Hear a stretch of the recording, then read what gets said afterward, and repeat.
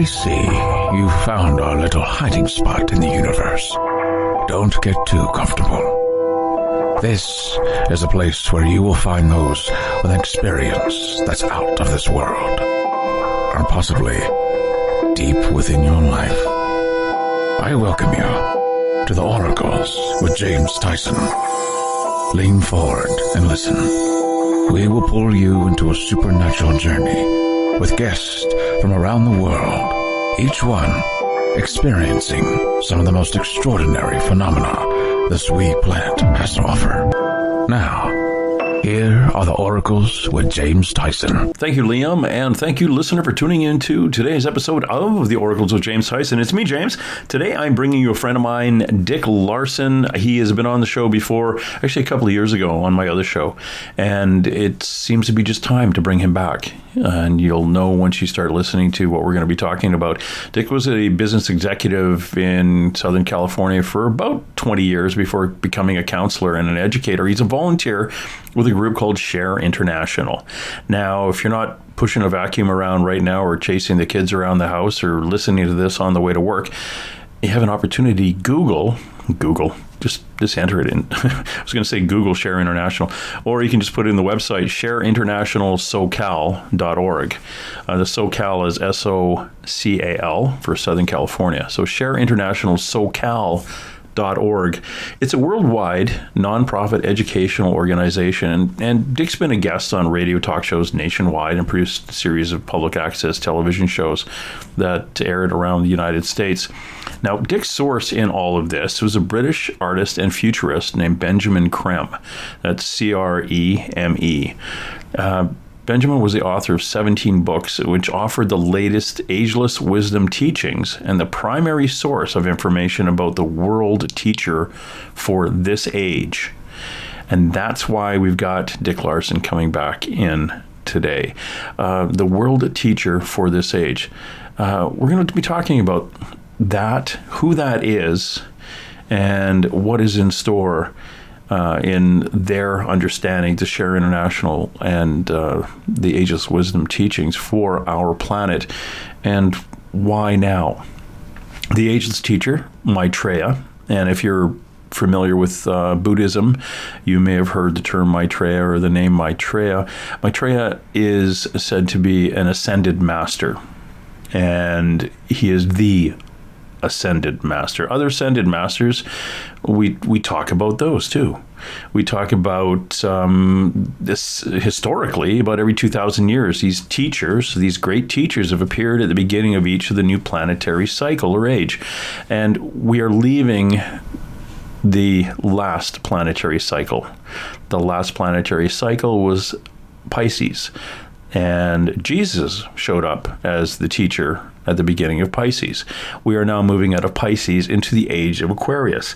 And you'll say, James, what about the second coming of Jesus? Well, Jesus isn't coming back. That we've talked about a few times. I think the term was second coming of Christ, and Christ being a title, not Jesus's surname. So, yeah, there'll be another guy coming. The examples have always been there. There's Confucius, Krishna, Buddha, Muhammad, and Jesus was the last guy. So, Maitreya, he's the next one. I apologize, it's not a female. It's just the way it's worked out this time. We're at the beginning of such a cycle, and he is expected to be the teacher for the age, the world teacher. And he's here now and has been behind the scenes, believe it or not, just from south of London. And he's been around the world since July 19th, 1997. He's appeared, believe it or not, to thousands of individuals worldwide. And since December 2009 has been interviewed over 24 times on a major American TV network and over 100 times in other countries, not yet revealing his true identity. Now, don't panic. He's not here to start a new religion. He's a teacher. He's a guide. He's a counselor for all humanity, for all people of all religions, and for those who do not have a religion. It's all good. He's only here to do some guidance. It's a teacher. It's not a dictator. It's not somebody who's going to be in charge of anything. We talk about that. We talk about him. When he shows up, there'll be no more popes. because you won't need them anymore. It's one of those things. It just be we will understand. We will get the answers to the question why.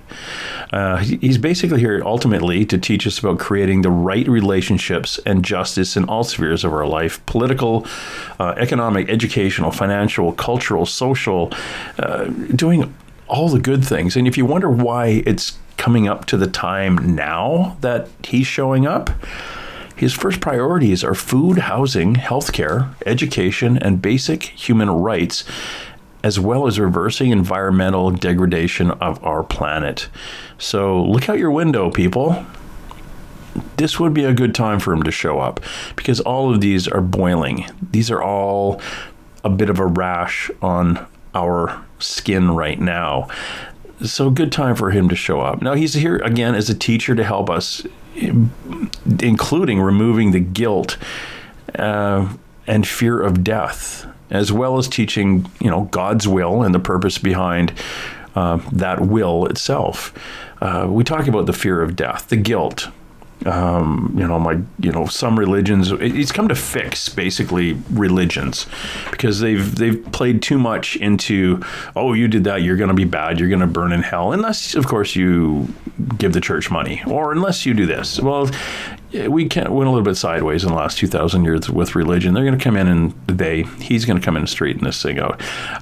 Maitreya over time has predicted numerous events that later came to pass, including a breakup of the Soviet Union, the end of apartheid in South Africa with the release of Nelson Mandela. And these were all recorded in the 17 books that Benjamin Creme had put forward. Very, very interesting conversation. We even talk about space people, as Dick calls them, because he doesn't like the word alien. I like ET, extraterrestrials. They're here helping us, but they're not going to come forward either until Maitreya does, because it's not their planet. They're here helping because we're screwing it up. And that's why you're not getting disclosure. So don't be beating yourself over the head with that. You're not going to get disclosure until we understand globally of what's going on. So we talk about how the communication will come from Maitreya to all of us. It's very, very interesting. Again, banging this over the head. He's not here to start a new religion. Just so everyone just deep breath, relax. He's not here to be a dictator. He's not taking over. He's not the only one. There'll be masters, 14 ascended masters on Earth right now. They're going to come in. I think it'll be 40 of them by the time this whole thing gets going, and they will be in charge of helping us as a sounding board. Like, should we build this or should we do that? They're going to, because we have free will, they'll be kind of pointing us into the right direction. We talk about karma. We talk about, again, removing guilt, the last pope. It's very, very interesting. It's kind of all over the place. And when I say all over the place, we talk about a number of things, because you can imagine some being coming in, or some energy coming in and saying, hey, this is who I am, believe it or not. When that person comes in, when that energy shows up, when Maitreya steps forward, it will be time. It's not going to be tomorrow, so don't worry about it. It could be in another 18 months to 2 years, which gets in a whole other timeline that I've been talking about on our shows in regards to aliens and, I shouldn't say the word alien, extraterrestrials and them showing up. So we'll see. We'll see how this all plays out. So you've got some time left to try to relax and get your own karma out of there. But it's very, very interesting, the information that Dick has, and I'm going to go get him right now. Again, just Dick Larson. Hello, Dick. How are you today? I'm well. Thank you for that kind introduction, James. Oh, you're very welcome, kind sir. It's really good to have you back. Tell me, when did you and Benjamin Creme actually get together? What was your connection? Well, Benjamin Creme from London, spelled C-R-E-M-E. It looks like cream, but it's pronounced creme. He used to come to New York and then Los Angeles and then San Francisco and give a lecture once or twice a year as he traveled the world for over 40 years giving out the information we're going to be talking about today. And a friend told me that I should check out his lecture when he came to Los Angeles. This was 28 years ago. And so I went. Well, I'd never heard anything like it. Most of his information went right over the top of my head, but I did get about 10 or 20% of it that I was able to absorb. And my reaction, James, was, this makes sense. Now, I grew up a Christian, so that was the basis for my spiritual belief. And then I started to investigate some of the other great religions of the world out of curiosity. And then I heard Benjamin Creme speak, and he said that he was the latest revealer of the Ageless Wisdom teachings. And the Ageless Wisdom teachings, of course, is an ancient philosophy. It's not a religion. Philosophy as old as humanity that's been passed down mostly oral over the eons to humanity.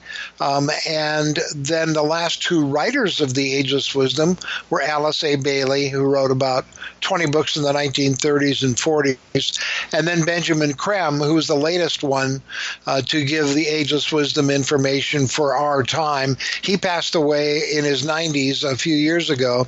I knew him very well. I interviewed him 3 times on television. I spent a lot of time with him.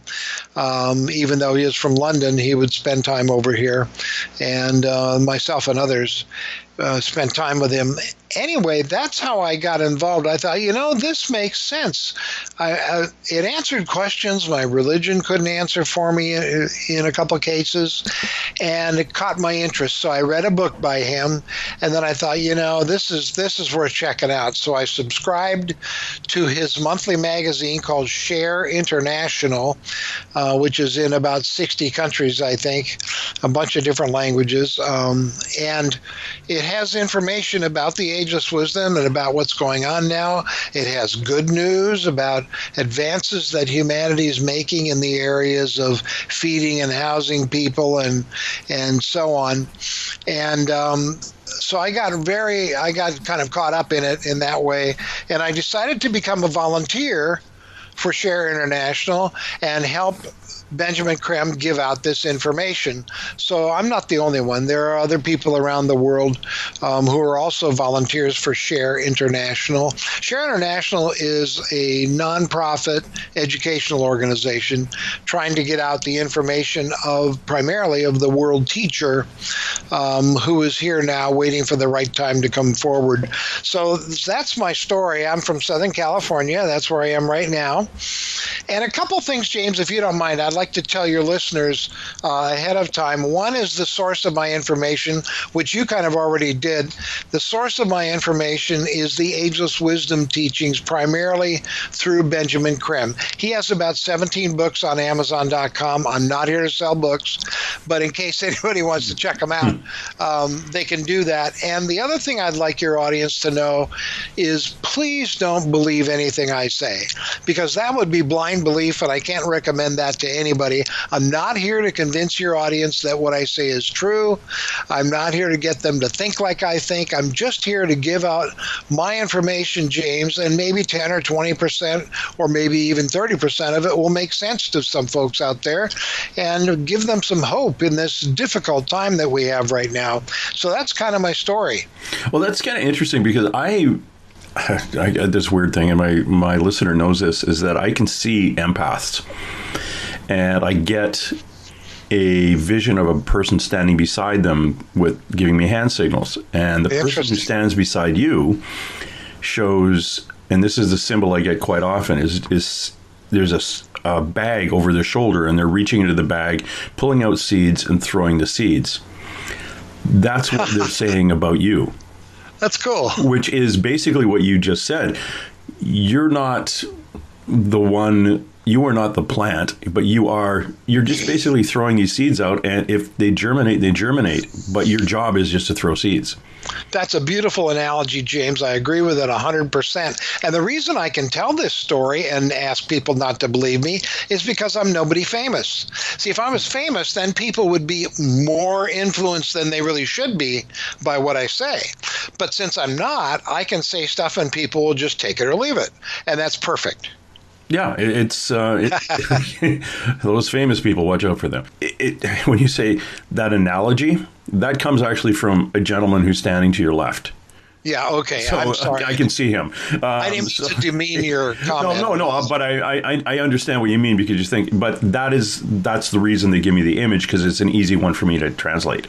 Good. So that's kind of cool that you have that. Yeah. But it's one of the things that is one of the things on your path now, is to just throw the seeds out, and if they germinate, fine. If they don't, at least that you did that. Now, when you talk about things like this person who is in waiting to come out, who is this? His personal name is Maitreya, like my personal name is Dick and yours is James. His personal name is Maitreya, which in Sanskrit means, roughly translated, the happy one, the one who brings joy. And he is a member of the spiritual kingdom for planet Earth. And he's one of what they call the ascended masters, or the masters of wisdom. These are people, James, who have gone ahead of us in evolution here on planet Earth. So there are people who have evolved, they've become perfected men and women, and then they don't need a body anymore because they've learned all the lessons planet Earth has to teach us. This is where we're all going, by the way. And then they don't need a body anymore, and they become a permanent consciousness or permanent spirit that's affiliated with planet Earth if they choose to stick around. And the Ageless Wisdom says that there are 63 of these great beings who have stuck around planet Earth and inspired humanity, been the inspiration for humanity behind the scenes over the eons for the great painters and the great scientists and so on, the great writers and so on of humanity. So they're called masters of the wisdom, or ascended masters, and he is their leader, one of their leaders here for planet Earth. He and the Buddha are brothers. They were the first two human beings from Earth to graduate and become permanent spirits. And so they have different jobs. It's called a spiritual hierarchy, James, because just like some people on the planet are more evolved than others, we're at different levels. We're all at different levels. That's what makes the world go around. Same thing is true in the spiritual universe. The spirits, or the consciousness of people, is at different levels. Now, of course, they're not people. They don't have any sex, but their consciousness, that used to be a person or several people, thousands of people. And so we know these masters as people that were Krishna, Jesus, Buddha, Confucius. Joan of Arc is one of the great masters. Mary, who was the mother of Jesus, is one of the great masters. These are the masters of the wisdom. And of course, they're master scientists. They understand all the science of planet Earth and of physical being, and they're not subject to it. They're not subject to gravity anymore, that kind of thing. They are subject to God's laws, though. And one of those laws, James, is that we have free will. It's the secret to humanity's growth. We make a choice, and then we hopefully learn from our choice. The goal isn't to choose right every time. The goal is to always learn from our choice. We can learn from a poor choice. We can learn from a wise choice.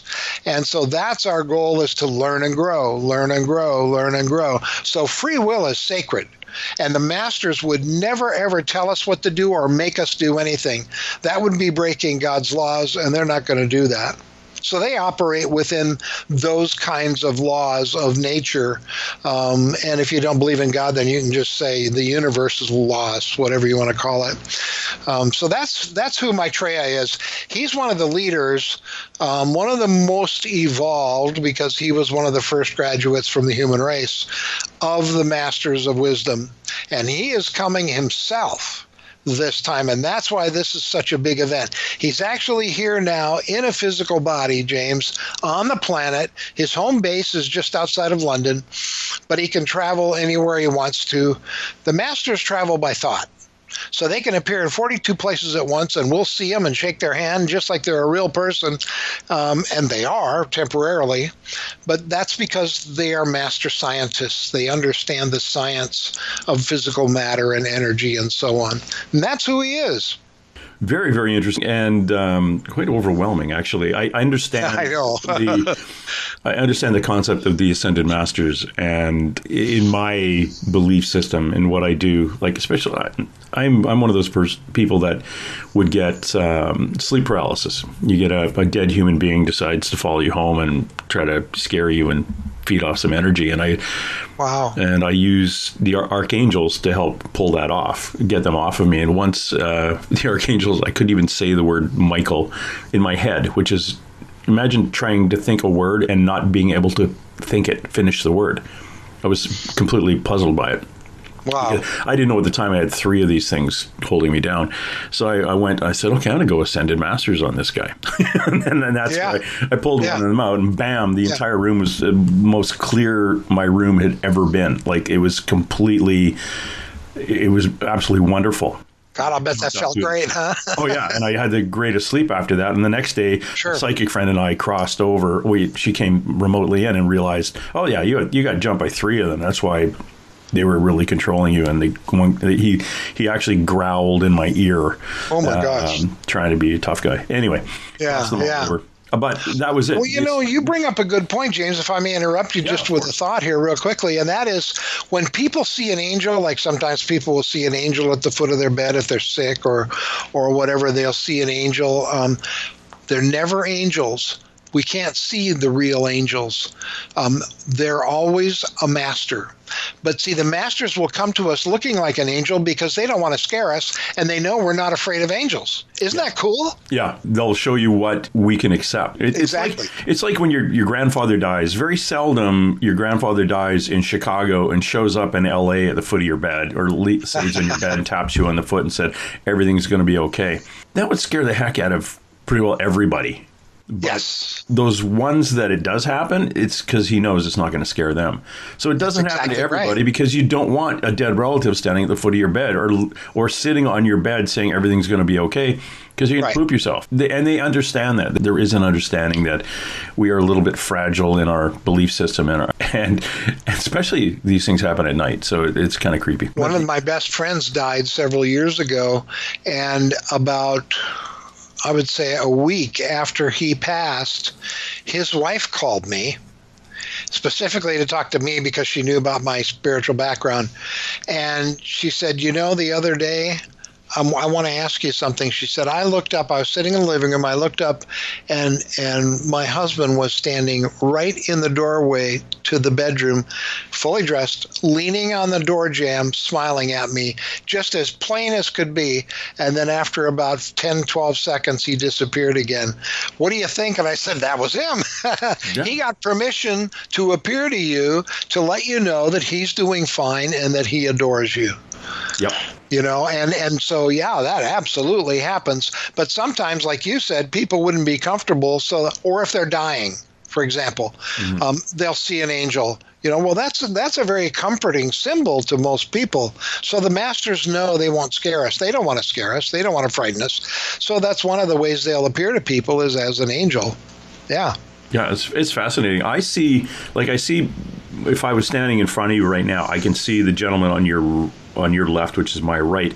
But on your right-hand side, I see 5 beings. I call them beings. I have no idea what they are. And I see 4 of them as white, like white light. And I see the one, the furthest, is a teal green, but very, very tall. So that is either, and this is where I'm so new at this, or understanding, that it's either an archangel energy or it's a light being, like a light relative, if that makes any sense. Yeah. But the other ones, the ones I described, the white, I just call them angels because I have no other word for them. And sure, of course. They are on your side that is of a high, high, high frequency, where the person on your left is an in-between of your spirit guides and you. So it gets your attention quicker.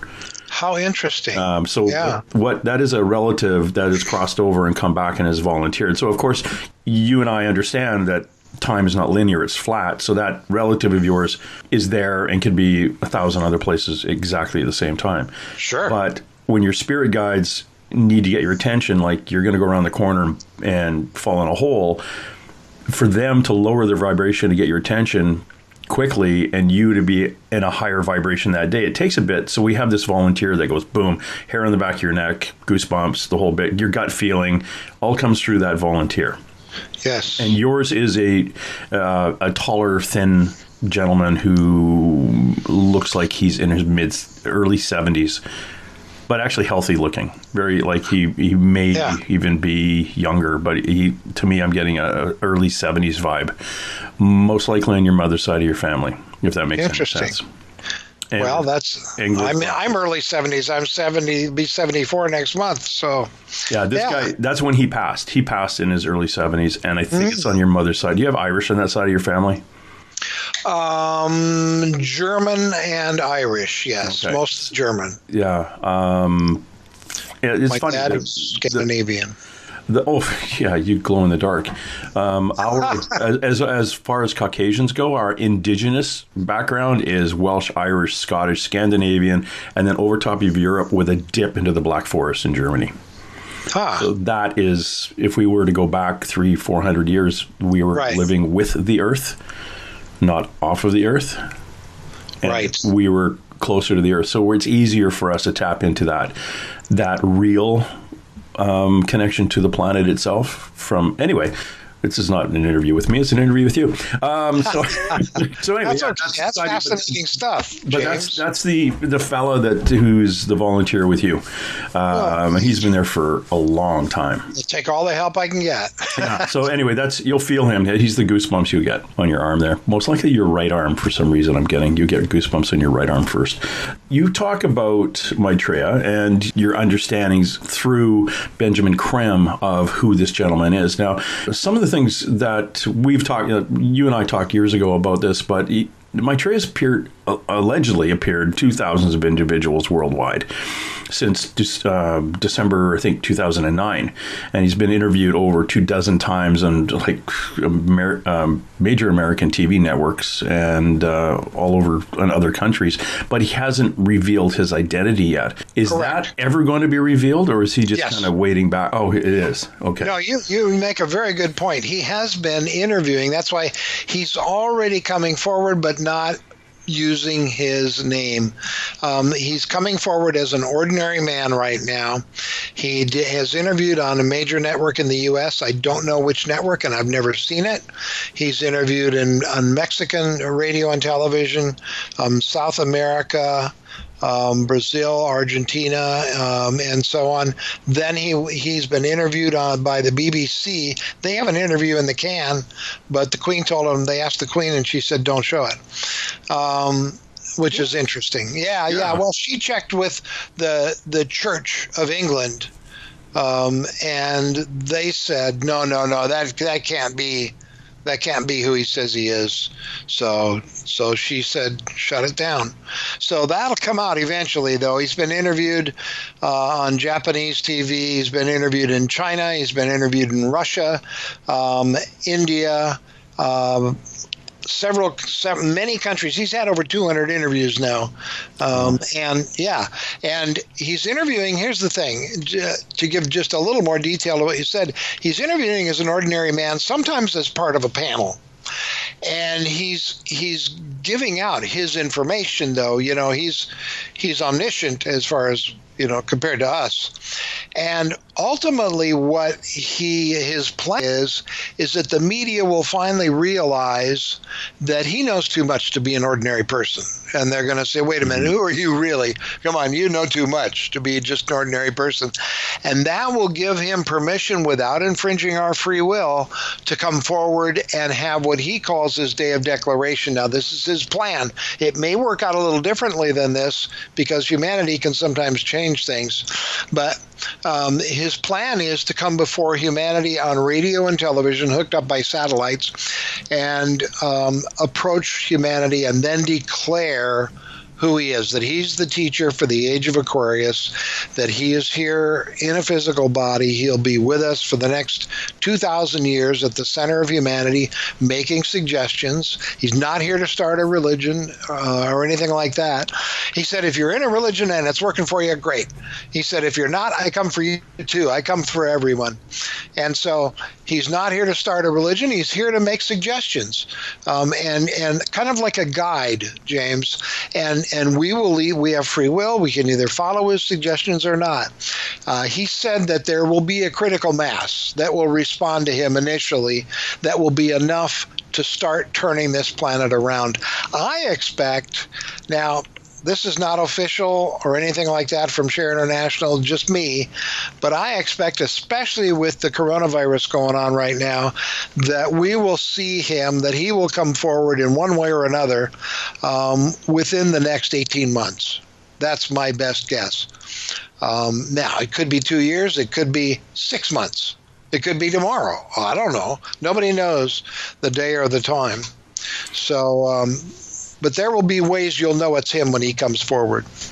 Well, one of the things that you and I have talked about before is that we talk about his priorities are Yes. food, housing, healthcare, education, and basic Right. human rights, and reversing environmental degradation here. It's crazy what's going on. But if you Yes. let's take a step back Sure. here in June 2020 and see what has been going on. We've got a global healthcare challenge, global pandemic that as a result shut down work for people, which in turn started cleaning the planet, giving the planet taking a breath. As we're coming out of that, stuff happened in the United States in regards to basic or human rights that has sparked international reaction. So we've got healthcare, we've got basic human rights, and environmental challenges all kind of happening. Those are the 3 out of the 5 groups that we were talking about. That's Now right. We're just dealing with food and housing. So we're getting close to we're at the boiling point. We're going to see exactly. We're going to blow the top off the pot at this point. We're starting to wake up. Yeah, and I think starting to wake up is really, Dick. That's a really good way of putting it, because the planet itself, or people themselves are waking up to the 5 different ideas of the food, housing, healthcare, basic human rights, environmental. That's kind of percolating right now, but waking up itself about in the last 10 to 15 years, people's little switches are being turned on to a higher vibration. Yes. And we're seeing that more and more. And the more I interview people who are of spiritual or even psychic, they're saying, yeah, there's a reason for this. There's a reason for the silly ghost TV shows that came out 15 years ago. The reason we look at is, okay, you believe in ghosts? Or look, ghosts could be around the house, and this is a really funny show, and I don't think they've ever got a picture of a ghost, but we'll keep watching it anyway. And then their grandmother says, oh, I used to see ghosts. Well, Grandma never wanted to tell you that because you'd think she was crazy. Exactly. I'd go to international Bigfoot conferences and I'd sit at tables with these people who were all retired, and they travel to the Bigfoot conferences because they can talk about Nana seeing the 9-foot hairy guy when she was 6 years old picking fruit in the backyard. But you can't talk about it at home with the kid, like in the family, because they all think Nana's crazy. But at these groups, they've all seen them. So we're coming out of that idea. Ufology. Oh, I've seen UFOs. I've done this, I've done that. People are now not afraid to say it out loud. And we are now looking at, what else is out there in the universe? What else is going on? And as a result, we're awakening to more of a spiritual side of things. It's not all doom, gloom. You get the people who demand disclosure. We need the government to come out and tell us that there are UFOs. Well, there's some really good reasons we can't go there right now. And that could be something the government knows, and the beings themselves are saying, yeah, you probably don't. If I come out and say, yes, I do exist, I also have to point out those guys that exist over there, and those guys are kind of creepy. So do you really want the rest of the humanity to know about that? Heck, we have people in the U.S. who want to build a bunker and take a gun in because you had Syrian refugees showing up. Imagine if they're saying, yeah, there's giant reptilians want to come down and eat you. Well, okay, how about build a bigger bunker? There are reasons we don't have that at this time, but it's coming. But it's not going to be up to us little pollywogs here to say it or not. It's going to be people like Maitreya who are going to come out with a little bit of a better way of articulating what's going to happen in the future. It's finding that teacher. It's having somebody point it out. And I know the Christians would be upset because they're all saying, well, no, Jesus, it's the second coming of Jesus. I think the term was the second coming of the Christ, which is a title. It doesn't have to be Jesus. It could be Debbie. Right. But Jesus' last name was not Christ. Nobody had a last name. He was Jesus of Nazareth. You know, it was the city that you were from was the identity. And so you're absolutely right. The Christ, according to the Ageless Wisdom, the Christ for our planet is Maitreya, and the Christ is a position in the hierarchy. Yeah, exactly. And the age-old way that masters have given out their teachings to humanity is one of their very high disciples will agree before he's born. He's not done with his earthly evolution yet, but almost, will agree before he's born to let the master teach through him. And so Prince Gautama was born, and he knew that the Buddha was going to overshadow him, and the Buddha did. Once he matured, the Buddha's wisdom or his mind went into Prince Gautama's mind with Prince Gautama's permission, and Prince Gautama gave out the teachings of the Buddha, so he became known as Gautama Buddha. He wasn't the Buddha, but he became known as that because he gave out the Buddha's teachings. Jesus agreed to give out the Christ's teachings. So Jesus, from the time of the baptism to the time of the crucifixion, was overshadowed by Maitreya, who put his consciousness in Jesus with Jesus' permission, and gave. So when Jesus taught, he taught Maitreya, the Christ's teachings, so Jesus became known as Jesus the Christ. He was the Christ for those 3 years, giving out the Christ teachings, and so we're lucky because most of the planets don't even have a Christ. It's a very difficult and challenging position to obtain because you have to be able to embody the love of God.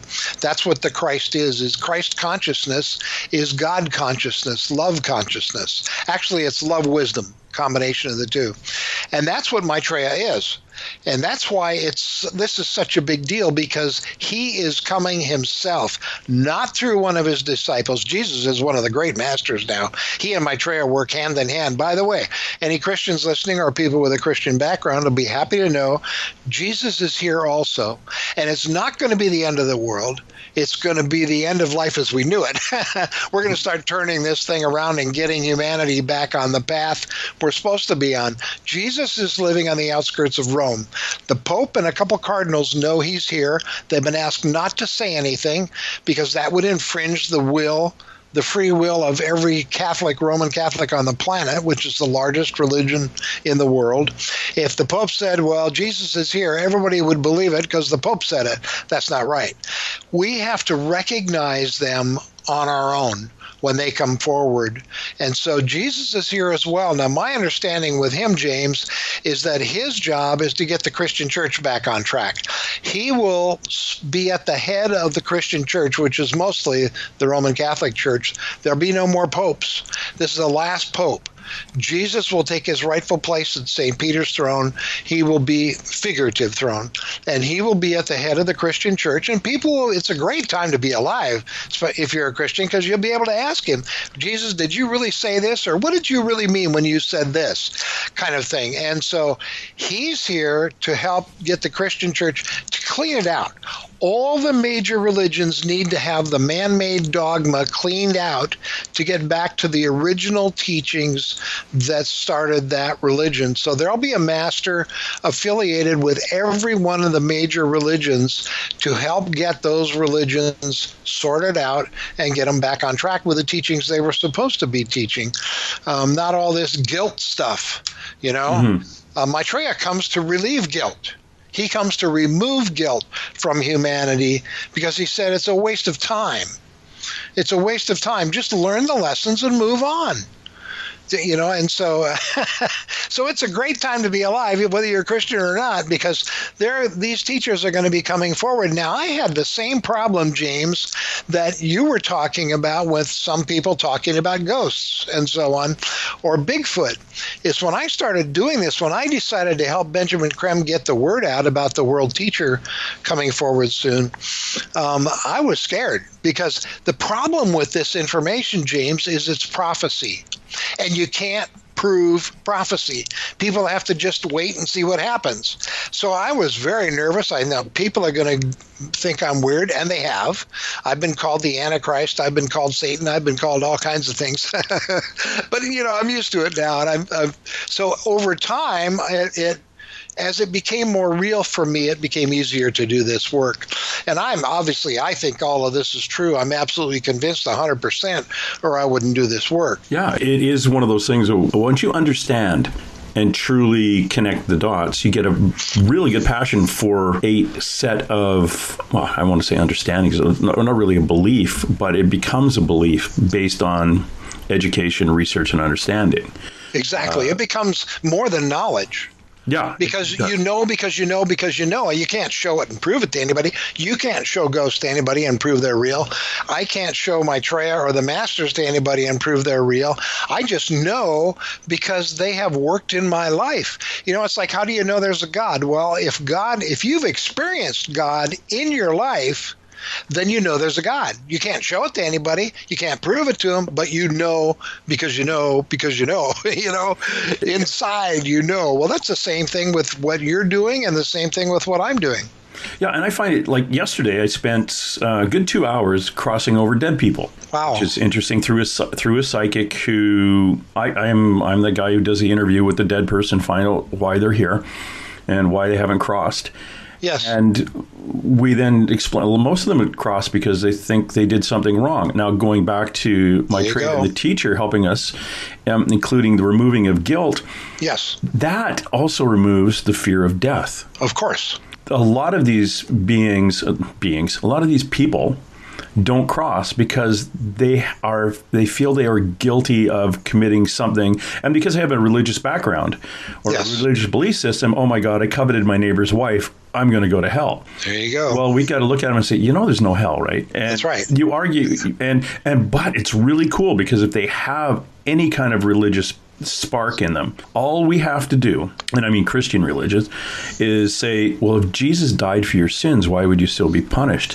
And all they have to do is to hesitate for a split second to go, wait, what? And think about it, and a family member comes through and says, no, they're telling the truth, you can come. Or we had one guy, his cellmate from prison came through and said, no, we're all good to go. Wow. And then they go, oh, okay. And then they cross. But it's getting that understanding and removing that fear of being guilty. And then therefore a fear of, we really don't fear death. We fear what happens after death. We don't know. Okay. Yeah, it's the big unknown. Yeah. Yeah, and once we explain, and mind you, most of the people I talk to are dead. So they understand what happens. They're going, oh crap! Of course. I thought I was just going to turn into worm food, and all of a sudden there was a light, and my relative showed up and said, "Come with me." And it's like, holy crap, no, because I embezzled from the company, and I can't go with you. I'm going to wait here. It's like, no, come on, dude. It's like, don't be afraid of dying. You're not going. Nothing bad is going to happen. Yeah, right. Just move on, because that's how we progress, and we will continue. It's the purpose. It's our purpose to learn, and you don't hesitate. Yeah. Some call it purgatory. Some call it just the other side of the veil. It depends. Unfortunately, we get a lot of children that don't cross because they literally want to wait for their mom and dad. It's Sure. like, no, I'm not going. I don't know who you are, great-grandmother. I've never met you before, so stranger danger. I'm going to wait for mom and dad. And it's like, oh, crap. So mom and dad passed 30, 40 years later and nowhere near where the kid is. Or, yeah, it's complicated. Death is complicated. Death is easy.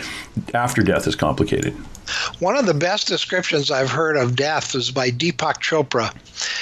He said, somebody asked him, what happens to you when you die? And he said, I'll tell you, nothing. He said, if it's like if you're on a telephone conversation and somebody cuts the telephone wire, what happens to you?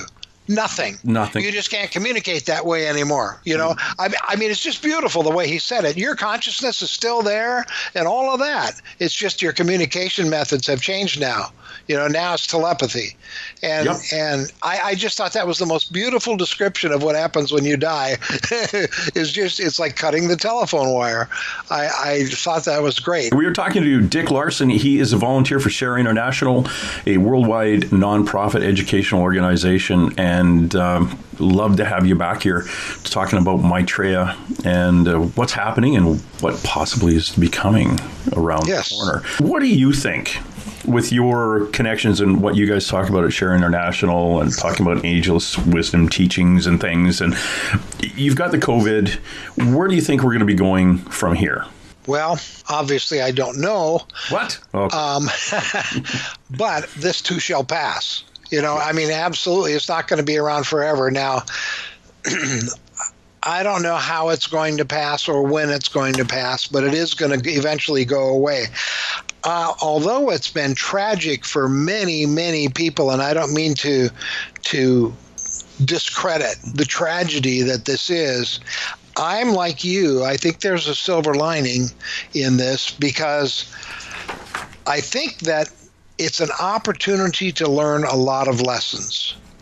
And you mentioned before we came on the air, you mentioned about how the atmosphere is cleared out, and even in major cities now, like it never was before. How creatures of nature, birds and animals, are coming forth in different areas where they've never been seen before. That's because we're not stomping all over the place, you know, making them go hide. We're seeing what the planet can be like if we treat it with more respect. And that's a huge, huge lesson, which you mentioned earlier, that we can learn from this. That's just one of many. Another thing that we're learning from this is about migrant workers. When we don't have migrant workers working the farms, working the meat packing, providing cheap labor that a lot of other people aren't willing to do, things change. Things get worse. Things change badly. And so there's a lot of people, I think, the medical field and others, that are becoming much more highly respected and than they were before. You mentioned also that we're looking at healthcare. One of the things we found out is the healthcare system in the United States does not serve well to handle the pandemic. It just doesn't. It's not coordinated enough. We weren't prepared enough. It's still not reacting as well as we would like. It's not. So we can see that we need to do some fine tuning, if not major overhauls, with some of our institutions. We can see that we need a safety net for people, income-wise. Maybe a minimum standard of living income or something is in the future, because unemployment doesn't necessarily pay the bills. That needs to be repaired. We're seeing all of these issues that need attention that we weren't really that conscious of before. People are trying to feed homeless people now, trying to house homeless people now. They're getting much more attention. The whole Me Too thing has taken off completely about respect for women, and the abuse that women have suffered over the years. Black Lives Matter has completely brought the racial issues that are still alive, that kind of hide behind the scenes sometimes, completely brought them to the fore. So we're seeing an opportunity to learn a bunch of lessons. Now the question is, will we learn them?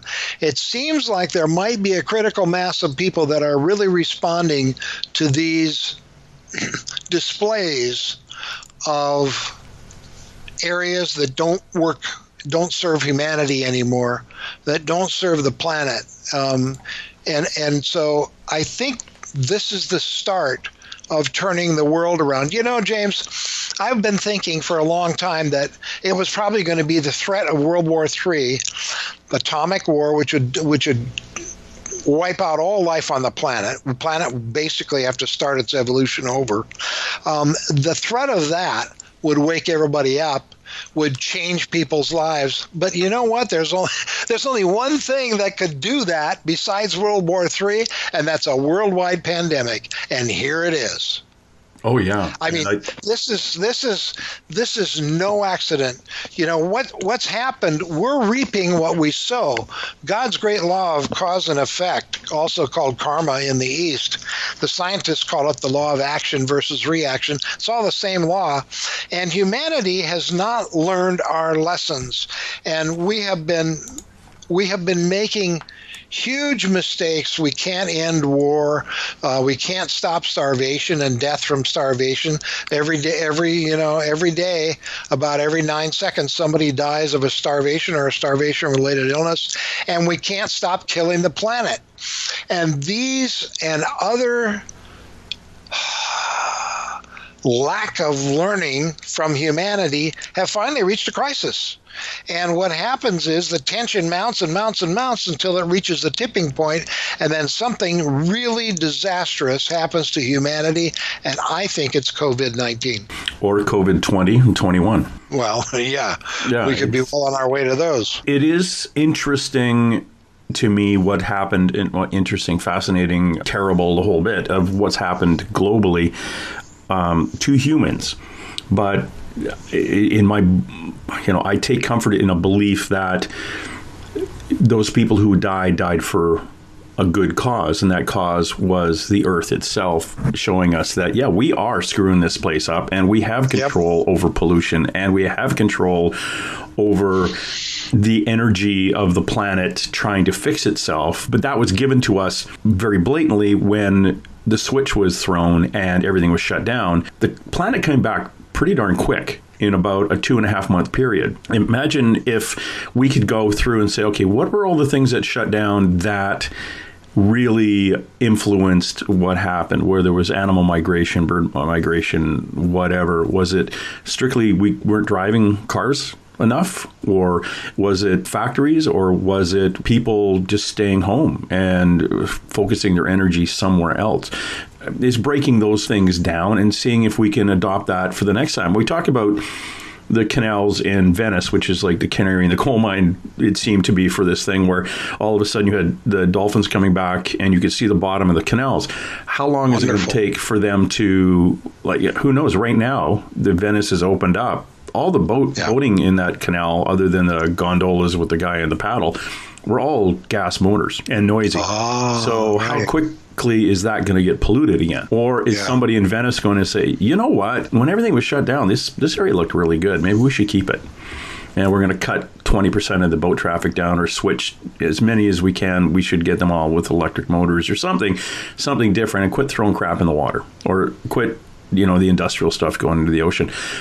Is that going to happen, or is it going to go back to normal and that switch is going to have to get thrown again? Which means a lot of people are going to have to die fighting the good fight, giving up their life in this world, in this particular meat sack, is going to have to check out, so that switch gets thrown again. We'll see. We'll see what's coming. More Americans have died from the coronavirus than died in all of our wars. Over 120,000 Americans dead, and that's just in the United States. The United States has been hardest hit by this, as all your listeners know, James, and the Ageless Wisdom has something to say about that. it's said, now this is Benjamin Creme was in touch with one of the masters. He was trained on how to communicate with one of the masters of wisdom, and that's where his information came from. And I have no doubt whatsoever that that's true, because he answered questions there's no way he could know the answer to. It had to be a master. But in any event, so I'm going to correct you on a stat you gave out. Oh, good. The amount of Americans that have died through COVID Yes. are about 10% of the American casualties in war. I think almost 2.8 million people have died in all the wars that Americans have been in. Of Americans? Yeah, you lost. Oh, then I'm I stand corrected. Thank you. The Civil War itself killed over 600 and some thousand people. Oh, well, then I need to brush up on my history, don't I? And that was just U.S. I hated history. Confederates lost about 480,000, and Holy the smokes. Union lost about 650,000. Well, I Those are stand just the corrected, Civil War. and I thank you for that. Yeah. Yeah. But 120,000 is an awful lot of people. Oh, And, yeah. and what I know what I was going to say, the Ageless Wisdom, according to Benjamin Creme's masters, has a different view on this, or a unique viewpoint, and that is that one of the purposes of the release of the Antichrist energy periodically was released through Nero 2,000 years ago and basically destroyed the Roman Empire, which is what Nero did, and paved the way for Christendom. Well, it was released through Hitler and Mussolini and a couple Japanese generals in World War II to break down the old patterns and pave the way for the world teacher to come. Well, during World War II, most of the Western developed world suffered tremendous damage and loss of life and so on. But the U.S. didn't. We lost Pearl Harbor, was attacked, and that was about it. So karmically, the world went through a part of its, what we could call, not desert experience, but what was it the Jews had their wilderness experience? Yeah, the wilderness, yeah. But the United States didn't. And so I think we're catching up karmically with the rest of the world now in our own wilderness experience, because we have to burn up some karma before we can have this wonderful life that's coming in the future that Maitreya and the masters talk about. This brilliant, loving, plentiful, trusting, healthy future that humanity has in store. But we have to burn up some more karma before we can get there. And I think that this is part of it, including the U.S. So that goes along with your sacrifice theory, you know.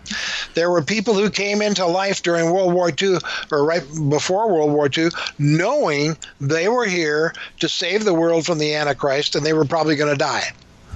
Well, I mean, what a sacrifice that generation made. They went to war. Men couldn't wait to go to war, knowing full well they'd probably be killed. Women left the home and went to work in factories. I mean, that generation, every generation comes for its purpose, its contribution to the world.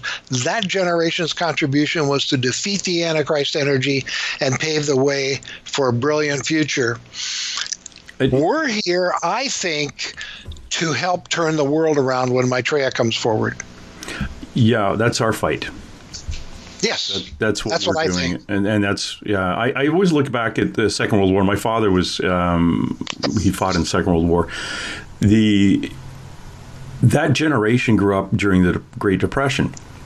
Yep. If the Great Depression didn't happen, what would their work ethic have been and their focus and their maturity level been to go into a global conflict like the Second World War at the age of 17, 18? I never thought about that. That's a really good point. You look at it now, you take a 16, 17, or you take a 17, 18, 19, you take a 20-year-old now and say, okay, I need you, you're going to go to training for a year in the military, and then we're going to send you to Europe, and you're going to have to walk across the continent fighting with this type of weapon.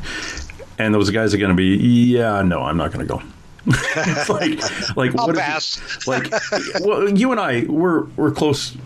We're kind of brought up in that generation of our fathers would have been the Second World War, that kind of thing. Yeah, my dad was. When we were in high school, I don't know what your high school may have had this, where you had the picture of the previous graduating classes in the hall, and you'd walk by them and you look at the ones from the 1960s and you look at the 15, 16-year-old kids in those pictures and you swear that they're 40 years old.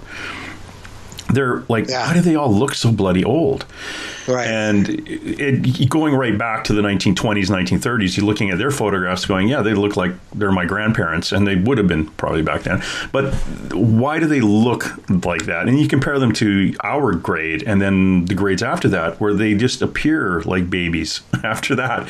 But them, whether it was just short hair, black and white pictures and, whatever they were wearing, we perceive them as being older. But listening to the stories of what a 18, 19-year-old kid did during the Second World War, what an 18, 19, 20-year-old woman did in a machine shop in a naval, like building ships. Right. Transposing that on today's generation is really hard. Yes. Like, the maturity level was different. And I always I fall back on were forced to grow up very quickly and have a greater responsibility for themselves and family that was caused by the Great Depression. So without the Great Depression, we may not have been capable or completely competent in what happened 20 years later in the Second World War. Yep.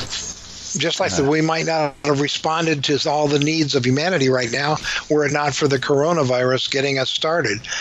Yeah, I mean, these are really good analogies that you're bringing up, James, and I really like it. It makes a lot of sense to me. As I said earlier, we're here to learn and grow, and there's lots of opportunities to learn from this pandemic that we're in the middle of right now. We look at all the systems that aren't working. See, just to get into the age thing for a minute, I said Maitreya was here as the teacher for the age of Aquarius. Jesus was the teacher who came to inaugurate the age of Pisces. And as your listeners know, the symbol for Pisces is fish. And so he fed the crowd with fish, and he said, I'll make you fishers of men. And all these fish analogies in the Christian Bible, that's no accident. He knew he was the teacher for the age of Pisces. And Maitreya is here as the teacher for the age of Aquarius.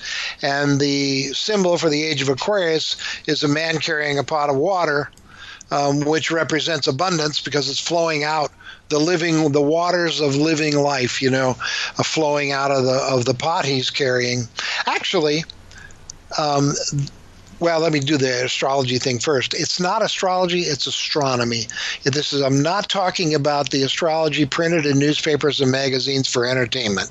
I'm talking about the movement of heavenly bodies through cosmos. Our solar system and our planet Earth don't sit still. We move in an elliptical orbit inside what we call the 12 constellations that make up the zodiac. And it takes about 28,000 years to make one orbit. And as we move through that, we come closer to each constellation one at a time, and that subjects us to the energy of these huge, huge heavenly bodies full of energies. Well, for the last 2,000 years, we have been next to and in alignment with the constellation Pisces, receiving Piscean energy. Piscean energy, the two primary energies of Pisces are dedication to an ideal, which saved the world, dedication to the ideal of freedom, saved the world from Hitler and the Antichrist energy, and individuality. Man has come out of the herd over the last 2,000 years. And so all this individuality, unfortunately, has caused separation. And we are the most separate we have ever been right now, and tremendous competition in almost every aspect of life, which is part of the separation energies of Pisces. These constellations' energies are used to help the evolution of the solar system and each planet.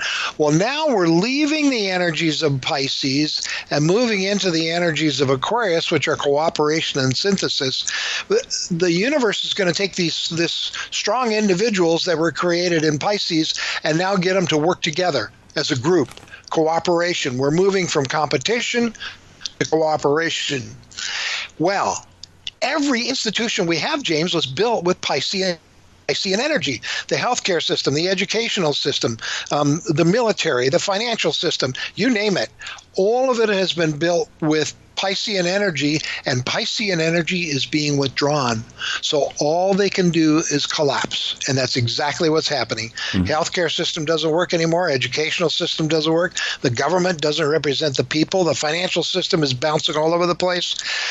They need to be rebuilt with the energies of Aquarius, of cooperation and working together and synthesis, and then these great institutions will serve humanity for the next 2,000 years. So all of this crumbling is happening at this time, and that's part of this whole thing, is that stuff doesn't work. The coronavirus is helping point out some of these in ways that we would magnify them. You know, that's the thing about, you remember when the Catholic Church had all these priests that were being exposed for molesting young boys and children and so on. Well, that's part of the cleaning out process. It doesn't look like it when it's happening because all you see is bad stuff, but it's got to rise to the surface in order to be cleaned out, addressed and cleaned out. That's what the coronavirus is doing. It's bringing a lot of this stuff to the surface so we can't possibly not see it. And then we can address it and start cleaning it out. So this is a big thing that's going on right now. I see all these kind of global events or tragedies as a example of what we need to fix. I've always talked about the hurricane going through Puerto Rico and people saying, oh, that's devastating. I said, pay attention. Imagine what would happen if the electricity was shut off in your city for a month. Do you have cash to buy things, or do you use your credit cards? Because they won't work anymore. That's right. That's what happened in Puerto Rico. People were bartering again. Things became more community. If you could bake a pie, I will trade you a chicken. That was what was going on. So that's an example of what would happen. What if there was a solar flare like 1854, back when there wasn't a lot of electricity? If that happened today and 70% of our electricity got shut off, how would you live your day? Could you buy gas for your car? No, unless they're taking loaves of bread that you just happened to be able to, you had the supplies to bake. If you went to the bank to get cash, why would the person who works at the bank be at the bank when they probably wouldn't want to be home looking after their families? Yes. It's like you may not have access to it. And if going to a bank nowadays to say, here is my deposit book, do you mind if I take some money out of the account? It's like, well, no, we have no access because our computers are down. So we don't know how much money you actually have in there because we don't have those books anymore. Tragedy can be a great teacher, and crisis often leads to transformation. And that's the process I think we're going through. You talked about COVID 20 and 21. We don't know how long this learning process is going to go on, but change doesn't occur overnight. As you know, change is a process. And so that process is, I hope, seriously beginning now. And hopefully, as we go on, we will continue this process of change. And that's what the masters are here for, James. There's going to be, Maitreya doesn't come alone. There are 14 masters on the planet right now in physical bodies. None of them are going to come forward until Maitreya comes forward first. Just like the space people that are here helping us aren't going to come forward until Maitreya. It's not their planet. He's going to come forward first because he's from our planet, and then the other masters that are from planet Earth will come forward. But there's going to be a master in every major department of life making suggestions and guiding us if we will follow their suggestions. In finance, in government, in healthcare, in education, in the arts, in every aspect of life, there will be a master. There will be over 40 masters by the time this age is over, with us, walking amongst us, making suggestions, open to questions, and giving information, and what we do with it is totally up to us. It'll be very individual decisions and very, very individual experiences, but they're here to guide us into this brilliant future. We've lost our way. That's one of the things Maitreya is going to do on his declaration, day of declaration, if the plan holds, is he's going to give us all, in our mind's eye, we will see as if we're living in it, we will see the past and where humanity has lost its way. And then we'll see, he'll give us a glimpse of this brilliant, brilliant future that humanity has in store. if we make the right choices. And he will use that vision of the future to inspire us to choose wisely and to start taking more action. So they come to help turn this world around and get it back on the path that was originally designed by nature or by the creator or by God or whatever you want to call it. We've lost our way, and they are here to help us get back on the path, and they'll be with us. Like I said, Maitreya will be at the center of humanity for the next 2,000 years. So every time your listeners come back in their next lifetime, he will be at the center of the universe. So the reason I'm telling your listeners all this, James, is because when he does come forward, I want people to know what's going on. They'll have a clue, and then they can tell their friends or their family exactly what happened, if it seems like it makes sense to them. He's also going to give us an experience of the love of God in our hearts like we have never felt it before. He said it will be as if I physically embrace you. That's how powerful it will be. A lot of people will be crying. I'll probably be one of them. And the other thing that's going to happen if it comes out like he plans is while he's talking to humanity for 25, 35, 45 minutes, nobody knows how long, there will be press reports after he's done from all around the world that while he was speaking, hundreds of thousands of people were miraculously healed. And in those three ways, you'll know that this is Maitreya. He's the world teacher, and we can follow his suggestions or not. But he won't speak in your ears. You'll see his face on TV, but his lips won't move.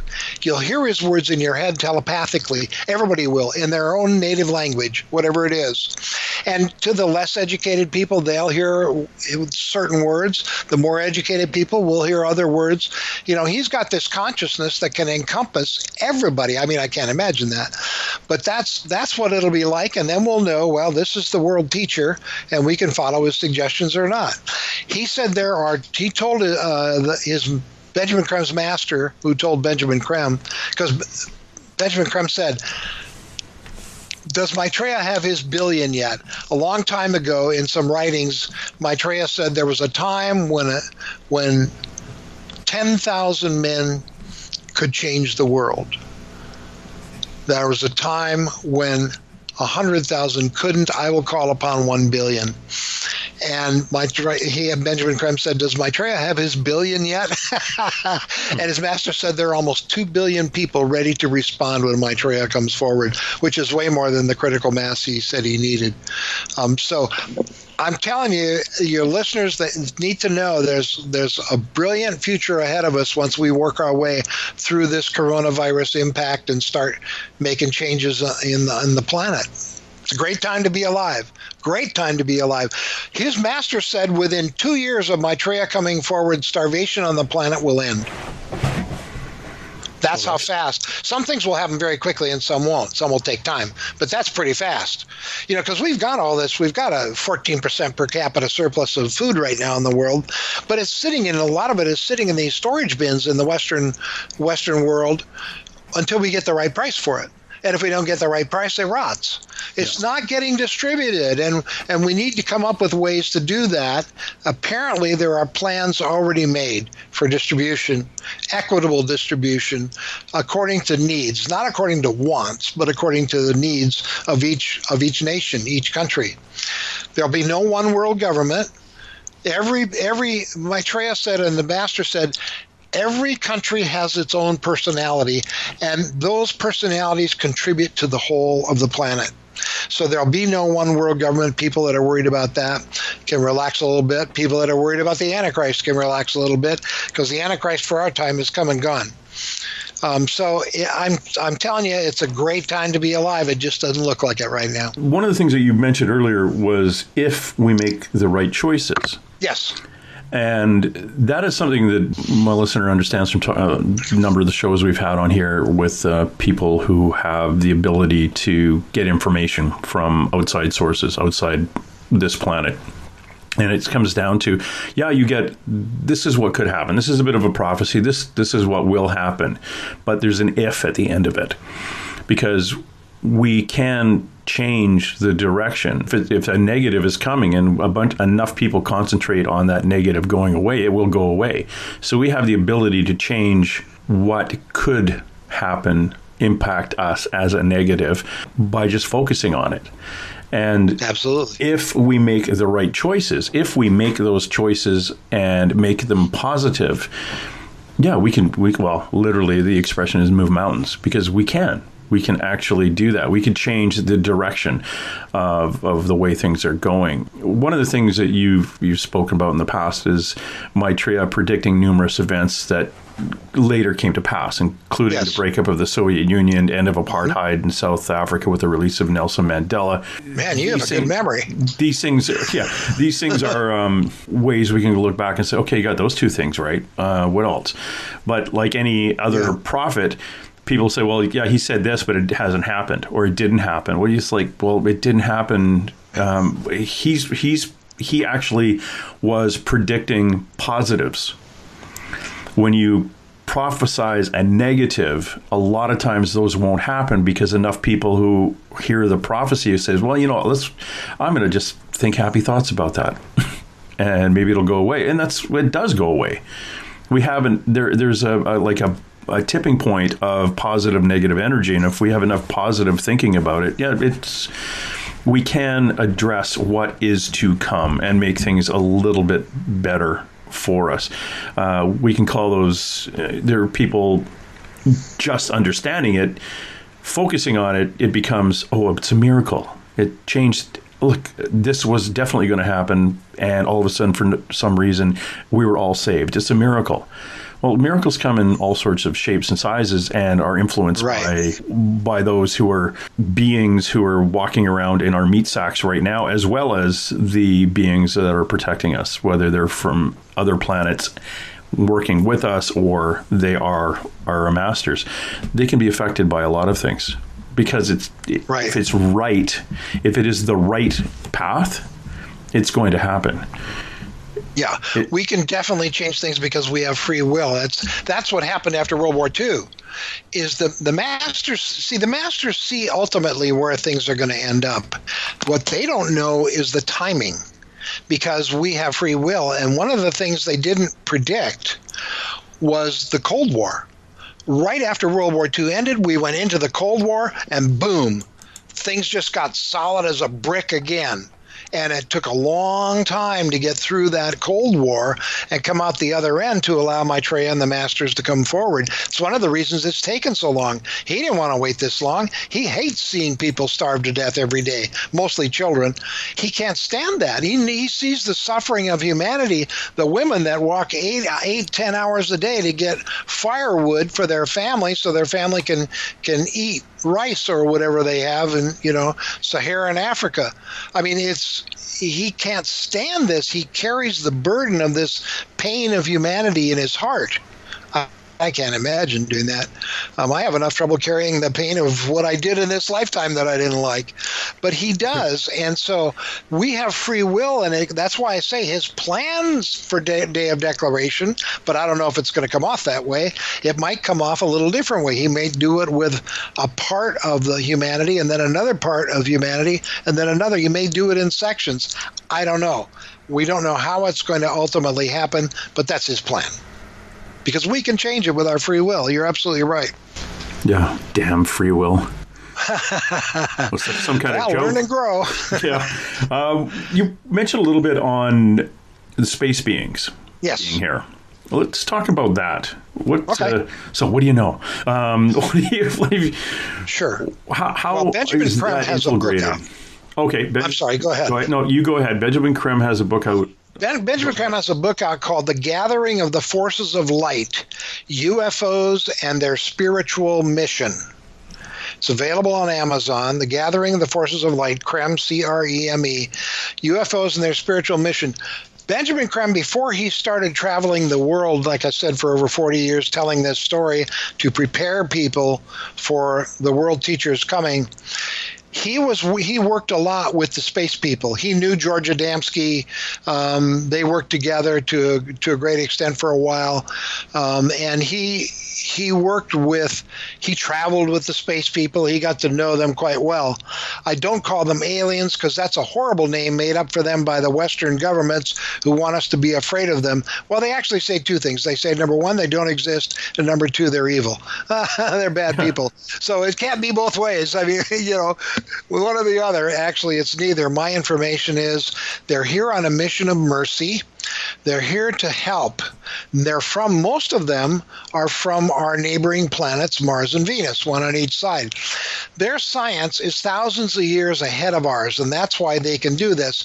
There's a basic misunderstanding about space people that our science is too limited to acknowledge right now, and that is planet Earth is just the right distance from the sun that we can have solid, liquid, and gaseous bodies and life. We can have huge oceans. We can have human bodies made up of mostly water and physical. We don't burn to death and we don't freeze to death. But that's what would happen if we were on any other planet. We have to protect ourselves in suits when we go there. We can't live like a normal person. Our planet is the only planet that can have solid physical life. But my information from Benjamin Creme is that all the planets there's humanity on every planet in our solar system.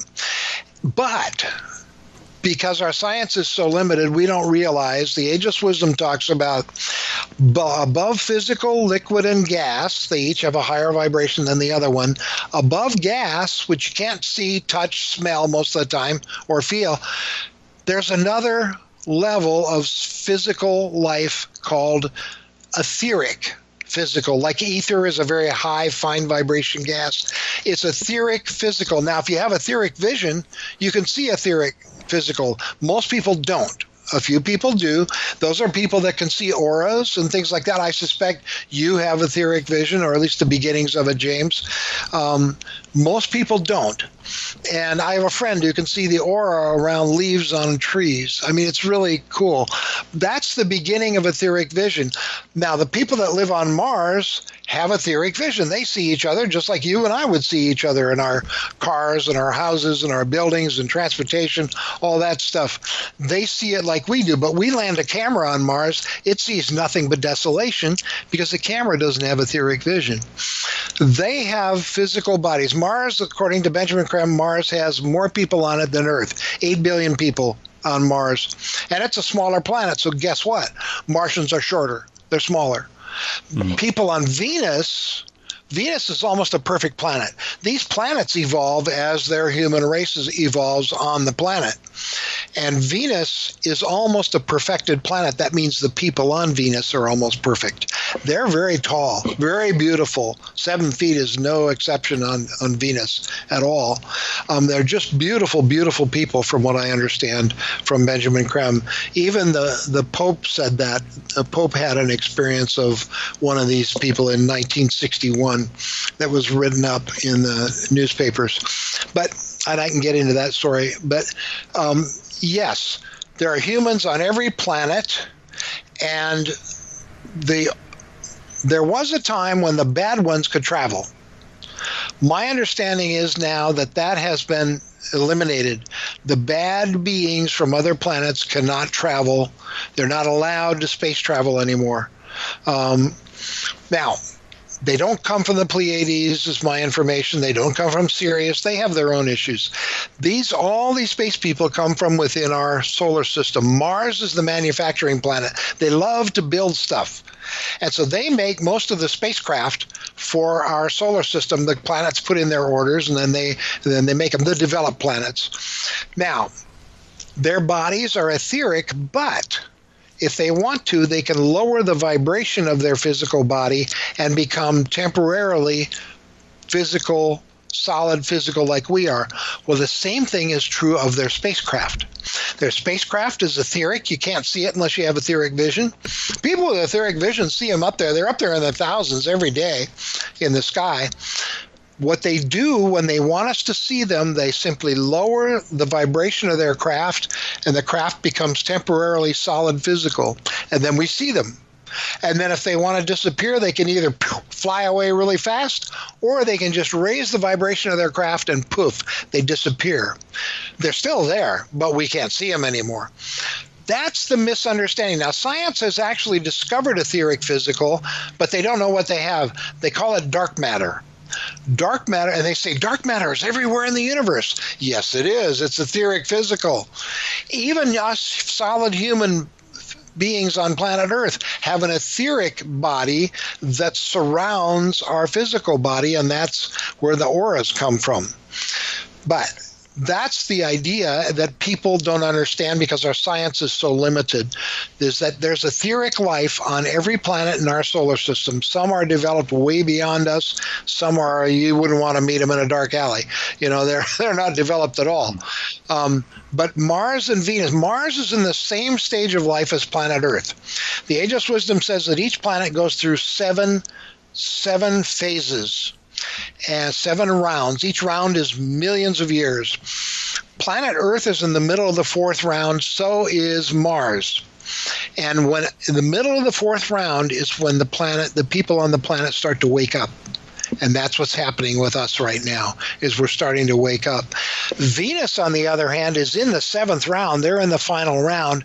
And those people, Benjamin Creme said, if you talk to somebody from Venus, you would think they were a god. That's how wise and loving they are. They're here on a mission of mercy because we can't end starvation and war and pollution. And so what's happening, James, is planet Earth is holding back the evolution of the solar system. There's a plan for each planet. Each planet has a god. There's a plan for each planet. They're different. And then there's a plan for the solar system. There's a god for the solar system. And so each god for the planet contributes to the solar system plan, and then each god for the solar system reports to the god for our galaxy, which is the Milky Way galaxy. So that's why it's a hierarchy. They're at different levels, and they each have an area of responsibility. And so we're holding back the evolution, the plan of the solar system.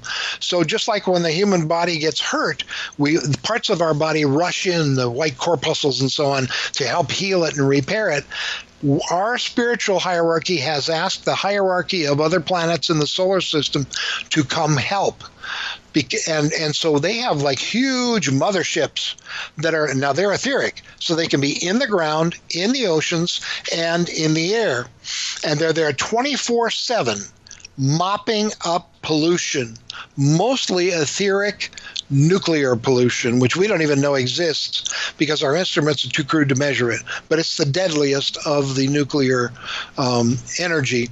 They're mopping up this pollution 24/7, but they can't mop it all up because karmically, it's not their mess. It's our mess. We need to clean it up. So they're limited karmically on how much they can clean it up, but they're doing it 24/7 to the limit they can, and have been for decades, to keep this planet alive until we wake up and finish the job. So we owe our space brothers and sisters, and they're humans. Benjamin Creme said that's all that's throughout cosmos. It's not about creatures with, horns on the top of their head and huge wings. He said there may be creatures like that, but they're not human. The human beings are all throughout cosmos, including our solar system, and that's the nature of the solar system according to the Ageless Wisdom. Oh, that's fascinating. Isn't it? Imagine all those gods going to the meeting, and they get down to Earth, and they say, so what's going on there? And the guy just shaking his head goes, my guys are idiots. We're still having a challenge here. And all the rest of them are looking at them like, oh, come on, you get your stuff together, dude. Right. We're all doing fine, but why? I said there are 63 masters. They meet every 250 years, whether they have to or not. Can you imagine that? That's how time passes for them. There is no time. So, but exactly. You're absolutely right. They know they've got a mess on their hands, and so they're asked for help to clean it up until we wake up. Fascinating. Have you heard, now this is, again, this a bit on the ET side of things, there are reptilian extraterrestrials, there are numerous, they come from all over the place.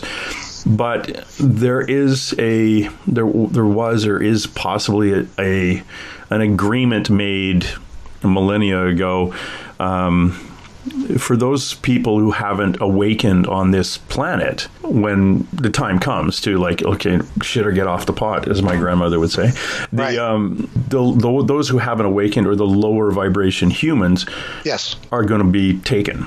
They're going to leave. The other way around. It's the higher vibration ones that are leaving. Right. It's my understanding. It's my understanding, according to the Ageless Wisdom, that most of humanity will evolve through thousands of lifetimes. By the time you know you're a living soul, you're in the final stretch. You only have 10, 12, 15 lifetimes left. But we've all had thousands of lifetimes. We've all been every race. We've been both sexes. We've been every sex. We've been abandoned, we've been killed, we've killed others, we've abandoned others. We've had all these experiences. By the time you know that you're a living soul, your karma is way better than your good karma is way better than your bad karma, and so on. But yeah, as the planets perfect, what will happen, and this is what they said, the Ageless Wisdom says about planet Earth, is that people will graduate to the spiritual universe, the consciousness universe, when they've learned all the lessons the planet has to teach us. And those that are the lowest evolved, that aren't anywhere near there yet, when the planet is becoming a perfect planet, is those souls will either have to start over on planet Earth or start over on another planet. Most likely another planet, because planet Earth will become a perfected planet. And when planets become perfect, they become etheric. They disappear. We have a perfect planet in our solar system, and its name is Vulcan. Believe it or not, that there is a perfect planet in our solar system that we can't see. It's a hidden planet, and its name is Vulcan, and that's because it's perfect. But as the planet and its people are perfected, that small group who can't get there will have to start over somewhere else. Yeah, it's not a good place to be. Okay, the way I was told, and this is new to me. Yeah, that's cool. Is that those who haven't awakened are going to be taken for food by black reptilians. Yeah. The deal has already been made. There won't be a flood to cleanse the planet. There's just going to be a big tone, and certain people are going to leave. And the ones who are staying are going to be responsible, using the technology that we already have, because that technology is not going away, is to basically get the planet back on course. So about, was it 2/3 of the population will be going. But that's, anyway, I thought I'd throw that one out at you. Yeah, interesting. That's not my information, but like we said earlier, it's all prophecy. How do we know, Yeah, and I always jokingly say I had the Archangel Michael drop by on a couple of episodes back through channeling, and he's the one who basically comes through and says, why would you be giving a view into the future, a future like that, if you had no way of changing it? Right. Yeah, you wouldn't have been given that prophecy. That's right. That's how the masters work. It's exactly how they work. It's like we have all these previous lives, and we've murdered people, and we've done all these nasty things, but we can't remember them. We're not allowed to remember our previous lifetimes until we're evolved enough to be able to handle it. Now, that's them being kind to us. Just like you said. I had a really cool past life regression where I found that I was actually, as my father was in a B-25 bomber flying from England to bomb Normandy, just, a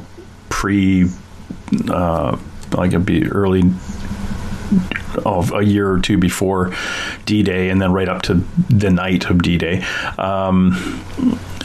I was actually in a German bomber flying over bombing England from France. Wow.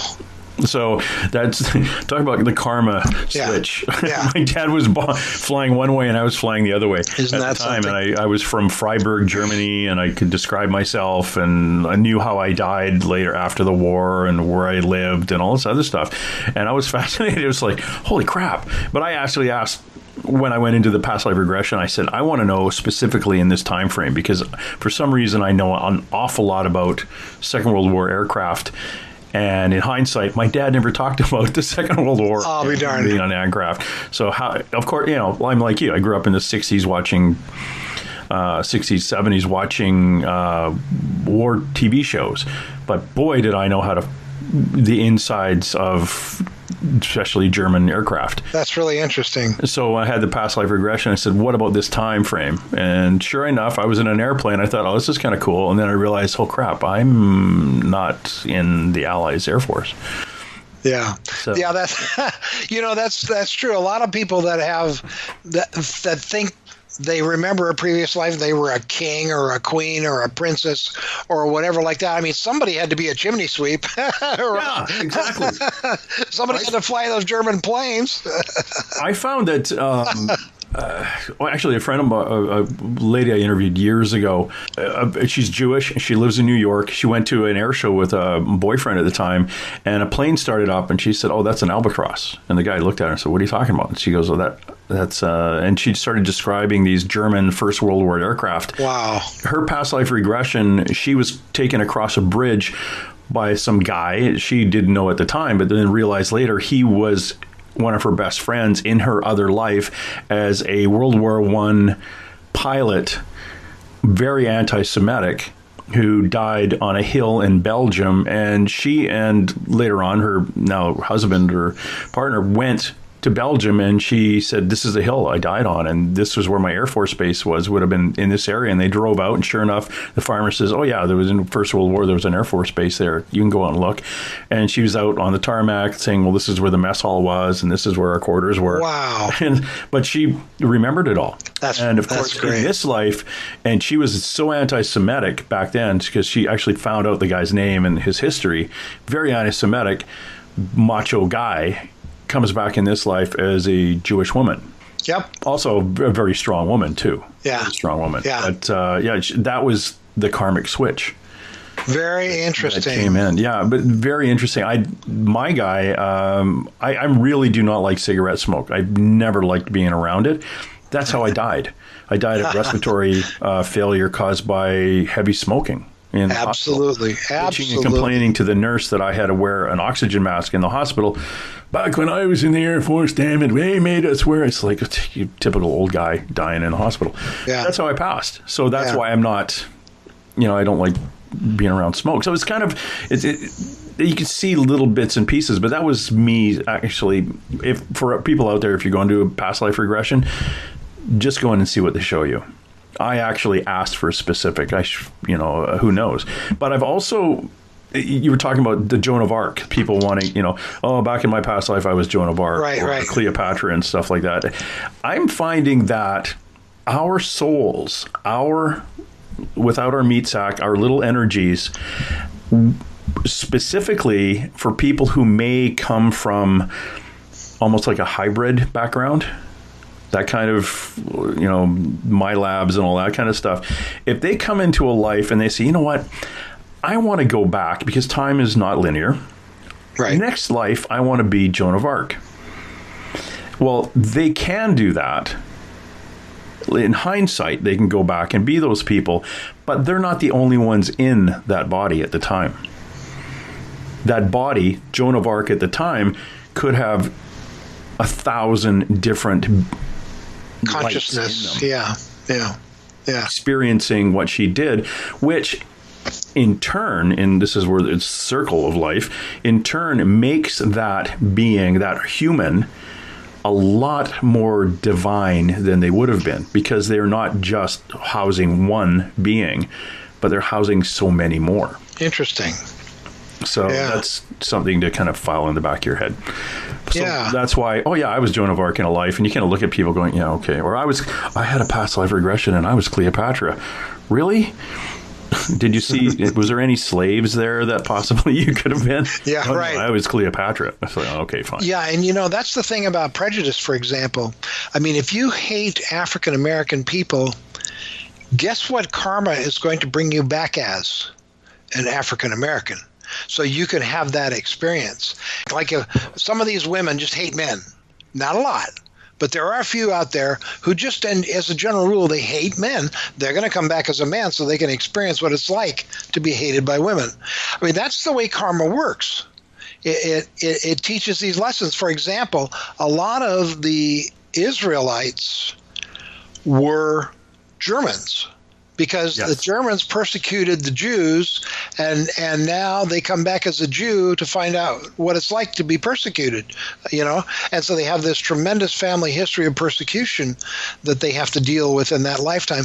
That's the way karma works. So it just doesn't work to be prejudiced against anybody, because that's you're gonna suffer it. What we give out is what we get back. Jesus said, "As you sow, so shall you reap." Every major religion has cause and effect or karma taught in it, using just slightly different words, but it's one of the great laws of life. We determine our life from moment to moment to moment to moment. If I cut off somebody on the freeway, guess what's going to happen to me within probably the next week? Somebody's going to cut me off. That's exactly how it works. So if you want people to be thoughtful of you, be thoughtful of them. If you want people to be kind to you, be kind to them. That's exactly how it works. There are great karma, lords of karma, and they're on Sirius. We're lucky to have Sirius as a sister solar system, because Sirius is very advanced, according to Benjamin Creme and his master. Very, very advanced. And evolution on Sirius is very fast. It's you learn lessons really quick there, or else. So the lords of karma are responsible for making karma work out on planet Earth. And that's their job. And so it always does. Now, it's possible to receive a little grace from the spiritual kingdom that will help overcome some of the karma. But most of it, we have to work out ourselves. That's why people who've passed over and then come back from the dead have said they had a life's review. A lot of children say that. I got to see my life. They saw the ripple effect of their actions, negative actions and positive actions. And that's what we'll all do once we pass over, is we'll review our life. We're not judged by the masters. They never judge us. They know exactly what it's like to be us, because they were us. They had every experience. They've killed people. They've been killed. They've had all those experiences. So they don't sit and judge of us. They just love us. They want to serve us. But we do our own life's review. We do our own judging, and we don't really judge so much as we're supposed to learn from that life review. Yeah. Before we can move on. Yeah, and every lifetime, the soul takes a different body, and every lifetime, the soul remembers where we left off in our evolutionary growth from our previous lifetime. So our next lifetime, that's where we start. We pick up where we left off. And you don't have to grow at all in any lifetime. You have free will. But if you do, your soul will remember it. And when it takes the embryo, you decide with a master or a guide where you should be born to achieve the purposes of the next lifetime. There's usually 2 or 3 purposes in each lifetime. One is always to serve humanity, and by serving humanity, to serve the spiritual world as well. But the other 1 or 2 are individual purposes for that lifetime, and we decide where we want to be, and then we go into that embryo somewhere around the 2nd month or 3rd month. In the first trimester, the soul attaches to the new body. And then it picks up right where it left off. So everything just makes so much sense, James, to me. And that's why I love this stuff. It's logical. It makes sense if you think about it. And so that's my information. That's it. That's you? That's it. Yeah, sure, that's it. We could go on for about another 5 hours. I'm sure we could. I've really loved this. Good. This has been great. Yeah, well, thank you. We've been talking to Dick Larson. He is a volunteer. You're a volunteer at Share International. Yes. Where can people come to learn about that? Thank you for asking. I would recommend the United States, the Southern California website as a place to start, and I'll give that website now. It's www.share, S-H-A-R-E, international, all spelled out, SoCal, that stands for Southern California, SOCAL. So there's no dots, there's no spaces, there's no dashes. ShareInternationalSoCal.org, not .com, agelesswisdom.org. And that's a beautiful website. It's a great place to just get a kind of a thumbprint of the Ageless Wisdom and the World Teacher. And then you can click through to the main Share International website from there if you want to explore further. And like I said, Benjamin Creme has some books on Amazon if you want to kind of browse through them and see if any interest you. Thank you so much for having me on. I really appreciate it, James.